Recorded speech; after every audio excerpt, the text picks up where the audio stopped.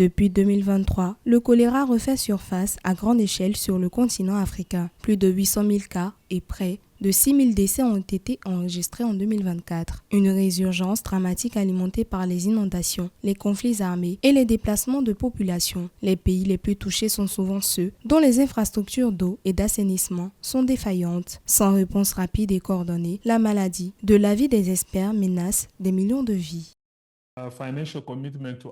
Plusieurs pays africains se mobilisent financièrement pour soutenir le CDC Afrique dans sa mission de santé publique. En plus de l'Angola, des pays comme le Maroc et la République démocratique du Congo ont pris des engagements significatifs, avec respectivement 2 et 5 millions de dollars. Dans un contexte d'augmentation des capacités de développement en santé, il devient crucial pour les États membres de renforcer leur soutien financier et politique à nos institutions de santé publique. Face à l'urgence, les stratégies classiques, vaccination, traitement, eau potable, restent fondamentales, mais la pénurie mondiale de vaccins freine les ripostes. En 2023, seulement 36 millions de doses étaient disponibles, 2 fois moins que les besoins estimés par l'OMS.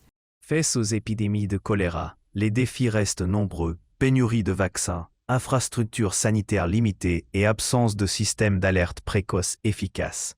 Pour améliorer la riposte, la stimulation de la santé numérique est essentielle, notamment en renforçant la collecte rapide et fiable des données, ce qui permet une détection précoce et une meilleure coordination des interventions ainsi.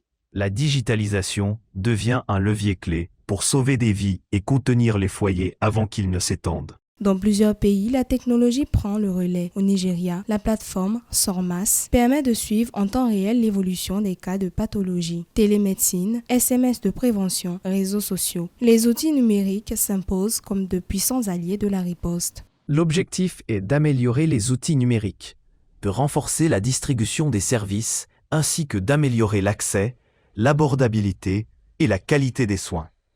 Cela inclut, par exemple, la digitalisation des dossiers patients et la mise en place de systèmes intégrés permettant un meilleur suivi et une réponse adaptée aux besoins de santé au niveau des points d'accès.